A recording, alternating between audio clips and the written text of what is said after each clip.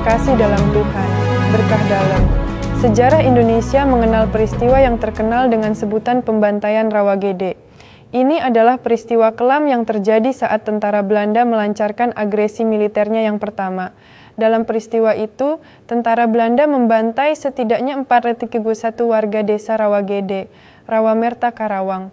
Peristiwa itulah yang mendorong sastrawan besar Chairil Anwar untuk menuliskan puisinya yang sangat terkenal, Karawang Bekasi. Peristiwa ini pula lah yang dikenangkan dalam Renungan Suci pada malam 17 Agustus 2024 di Stasi Sanpera.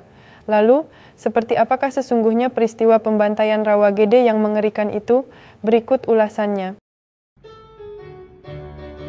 Peristiwa sejarah yang terkenal dengan sebutan pembantaian Rawagede adalah peristiwa kelam berupa pembantaian penduduk kampung Rawagede di Karawang oleh tentara Belanda. Dalam peristiwa tersebut, sejumlah 431 penduduk kampung Rawagede dibantai oleh tentara Belanda. Seperti diketahui, dalam usaha untuk merebut kembali wilayah Hindia Belanda, pada tahun 1947, tentara kolonial Belanda melancarkan agresi militernya yang pertama. Akibatnya, pertempuran besar-besaran berkecamuk di sebagian besar wilayah Jakarta hingga Bekasi. Oleh karena terdesak, banyak tentara pejuang yang melarikan diri hingga wilayah Karawang. Hal itu juga yang dilakukan oleh Kapten Lukas Kustario, Komandan Kompi Siliwangi beserta pasukannya. Dari sanalah, Lukas Kustario dan pasukannya melanjutkan perjuangannya melawan tentara Belanda.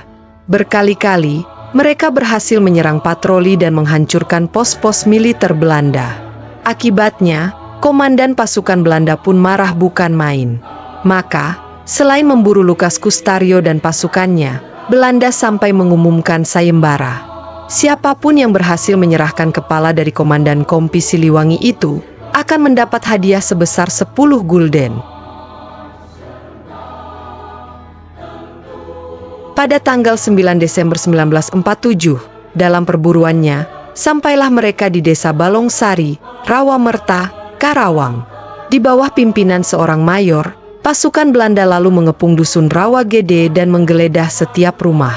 Namun mereka tidak menemukan sepucuk senjata pun. Kemudian, mereka memaksa seluruh penduduk untuk keluar rumahnya dan mengumpulkan di tanah lapang. Karena tidak ada seorang pun yang bersedia memberikan petunjuk tentang keberadaan para pejuang, akhirnya, tentara Belanda memberondong mereka dengan senapan mesin. Hasilnya, semua penduduk laki-laki, termasuk para remaja belasan tahun meninggal seketika. Akibatnya, 431 penduduk Rawagede pun meregang nyawa. Bahkan sejumlah sumber memperkirakan, jumlah korban yang sesungguhnya lebih besar lagi, mengingat pembantaian itu dilakukan di tengah hujan lebat, dan banyak jasad yang sengaja dihanyutkan di sungai yang sedang banjir.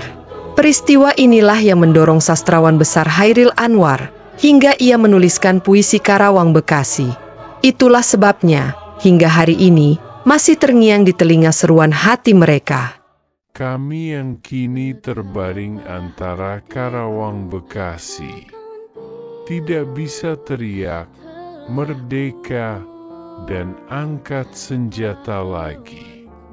Kami cuma tulang-tulang berserakan, tapi adalah kepunyaanmu. Kami sekarang mayat. Berilah kami arti. Kenanglah kami, yang tinggal tulang-tulang diliputi debu.